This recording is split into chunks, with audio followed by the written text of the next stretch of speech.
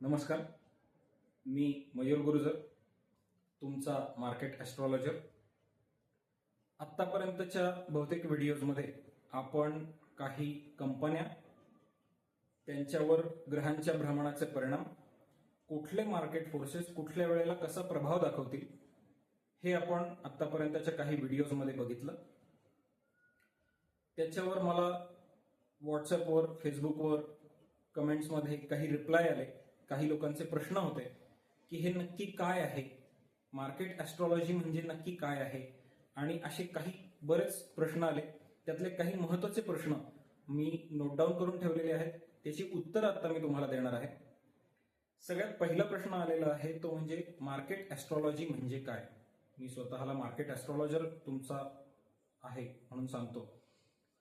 Market astrology म्हणजे काय, तर मार्केट ॲस्ट्रॉलॉजी म्हणजे कंपनीची वैयक्तिक कुंडली मांडून त्याच्यावरनं कुठल्याही कंपनीचा शेअर इथून पुढच्या येणाऱ्या कालावधीमध्ये कशा पद्धतीने बिहेव करेल, कुठली डायरेक्शन दाखवेल याचा अंदाज बांधणं, याच्यासाठी ॲस्ट्रॉलॉजीचा वापर करून तयार केलेला एक ॲनालिसिस म्हणजे मार्केट ॲस्ट्रॉलॉजी. बऱ्याच वेळेला बऱ्याच लोकांना वाटतं मार्केट ॲस्ट्रॉलॉजी म्हणजे व्यक्तीच्या कुंडलीचा अभ्यास करून त्यांनी मार्केटमध्ये ट्रेडिंग केलं पाहिजे का नाही पाहिजे ह्याच्यावर दिला जाणारा सल्ला म्हणजे मार्केट ॲस्ट्रॉलॉजी, असा गैरसमज बऱ्याच वेळेला बऱ्याच लोकांचा दिसतो. पण ते खरं नसून मार्केट ॲस्ट्रॉलॉजी म्हणजे कंपन्यांच्या वैयक्तिक कुंडल्या तयार करून त्याच्यापासून कंपनीच्या शेअरचा इथून पुढचा प्रवास कसा असेल याचा बांधलेला अंदाज म्हणजे मार्केट ॲस्ट्रॉलॉजी. पुढचा प्रश्न असा आहे, ज्योतिषशास्त्र शेअर बाजाराचा अंदाज लावू शकतो का? उत्तर आहे हो. ज्योतिषशास्त्रामध्ये आपण ग्रहांच्या भ्रमणाचा कुठल्याही व्यक्तीच्या मनावर कसा प्रभाव पडतो, त्याच्याप्रमाणे ती व्यक्ती त्याच्या पुढच्या आयुष्यात कुठल्या गोष्टींना फेस करू शकते, त्याला कुठले चांगले पॅचेस आहेत, कुठले बॅड पॅच त्याला सफर करावे लागणार आहेत, याचा जसा अंदाज बांधतो तसंच कंपन्यांच्या कुंडल्या बांधून कुठल्या मार्केट फोर्सेसना इथून पुढे कंपनीच्या शेअरला सामोरं जायचंय, नक्की ते पॅचेस बॅड पॅचेस आहेत, गुड पॅचेस आहेत का न्यूट्रल असणार आहेत, याचा अंदाज आपल्याला एकदा बांधता आला की कंपनीचा शेअर इथून पुढे कसा बिहेव करेल याचा अंदाज बांधणं शक्य होतं. त्याचा पुढचा प्रश्न आहे, ज्योतिषशास्त्रानुसार कोणत्या व्यक्तीने शेअर बाजारात गुंतवणूक करावी. मागच्याच प्रश्नामध्ये जसं मी सांगितलं तसं की कुठल्या व्यक्तीने शेअर मार्केटमध्ये गुंतवणूक करावी, कुठल्या व्यक्तीने शेअर मार्केटमध्ये गुंतवणूक करू नये, हे वैयक्तिक कुंडलीचा भाग झाला. तो मार्केट ॲस्ट्रॉलॉजीमध्ये येत नाही. तुम्हाला शेअर मार्केटमधली गुंतवणूक लाभदायक आहे का नाही हे तुमच्या वैयक्तिक पत्रिकेवरनं ठरतं. तुम्ही इन्व्हेस्टमेंट केल्यानंतर तो शेअर वर जाणार आहे का खाली हे तुमच्या पत्रिकेवर ठरत नाही. कंपनीची स्वतंत्र पत्रिका त्याच्यासाठी तयार करावी लागती, मांडावी लागती, आणि त्याच्याप्रमाणे कंपनीच्या शेअरचा अंदाज बांधणं, त्याच्या डायरेक्शनचा, त्याच्या इथून पुढच्या प्रवासाचा अंदाज बांधणं म्हणजे मार्केट ॲस्ट्रॉलॉजी. त्यामुळं मार्केट ॲस्ट्रॉलॉजीचा वापर करून तुम्ही ट्रेड करावं किंवा नाही करावं, हे तुम्हाला लाभेल का नाही लाभेल हे तुमच्या वैयक्तिक कुंडलीवर झालं. पण कुठली कंपनी चांगल्या पद्धतीने आपल्याला रिटर्न देऊ शकते याच्यासाठी आपण जसे बाकीचे अनालिसिस वापरतो, technical analysis, indicator analysis, fundamental analysis, तशा अनालिसिस पैकी मार्केट ॲस्ट्रॉलॉजी हा एक वेगळ्या प्रकारचा अनालिसिस आहे. त्यामुळं तुम्ही जर व्यवस्थित अभ्यास केला तर तुम्हाला याचा फायदा करून घेता येऊ शकतो. पुढचा प्रश्न आहे, शेअर मार्केट आणि ॲस्ट्रॉलॉजी यांचा परस्परांशी काय संबंध आहे. मी मगाशी म्हटलं तसं की ॲस्ट्रॉलॉजी याचा माणसाच्या मनाशी संबंध येतो. कुठल्या वेळेला माणूस कशा पद्धतीने रिस्पॉन्स देण्याची शक्यता जास्ती आहे, या ग्रहांच्या भ्रमणाचा माणसाच्या मनावर, निर्णय घेण्याच्या क्षमतेवर, निर्णय घेण्याच्या प्रक्रियेवर कसा प्रभाव पडतो त्याच्याप्रमाणे तो माणूस इथून पुढच्या आयुष्यात कशा पद्धतीने बिहेव करेल, कुठल्या बॅड पॅचला कशा पद्धतीने सामोरं जाईल, कुठल्या गुड पॅचला कशा पद्धतीने हँडल करेल हे जसं ठरत असतं, तसंच एक मॉब कुठल्या पद्धतीच्या पॅचमध्ये कशा पद्धतीने निर्णय घेण्याची शक्यता जास्ती आहे याचा अंदाज बांधता येतो.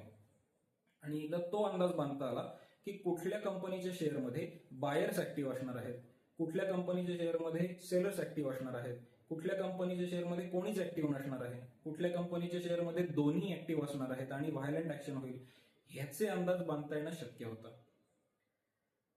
त्यामुळं मार्केटचा आणि ऍस्ट्रॉलॉजीचा संबंध खूप चांगल्या पद्धतीने येतो आणि तो आपल्याला जज सुद्धा करता येतो.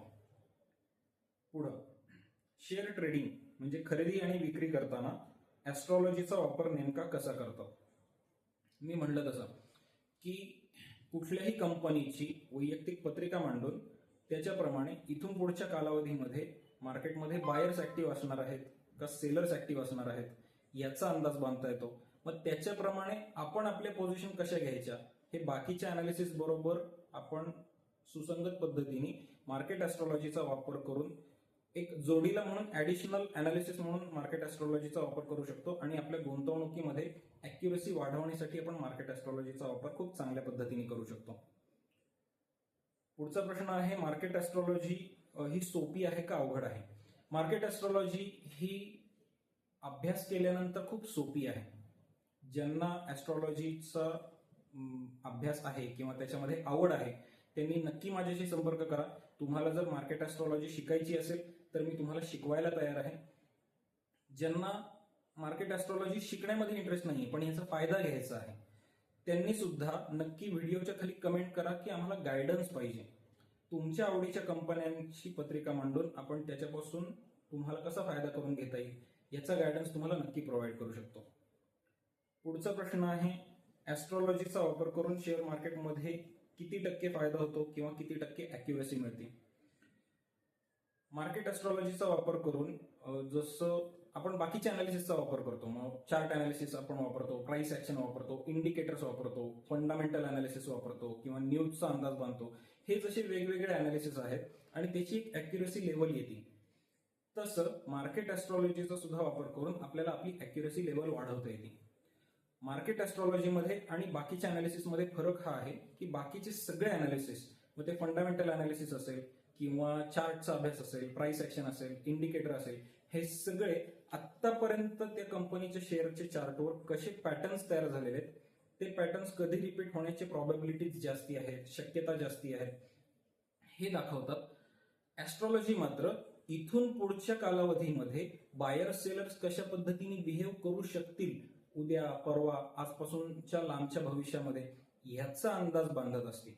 त्यामुळे बाकीच्या अनालिसिसपेक्षा मार्केट ऍस्ट्रॉलॉजी ही खूप वेगळी येते आणि खूप एक युनिक पर्स्पेक्टिव्ह तुम्हाला मार्केटकडे बघण्याचा मिळतो, एक युनिक दृष्टिकोन मिळतो आणि तुमची मार्केटमध्ये ट्रेडिंगची अॅक्युरसी खूप चांगल्या पद्धतीने वाढू शकते. तुम्हाला जर याचा फायदा घ्यायचा असेल तर खाली कमेंटमध्ये मेन्शन करा. ज्यांना ट्रेनिंगसाठी इंटरेस्ट आहे त्यांनी इंटरेस्टेड इन ट्रेनिंग लिहा.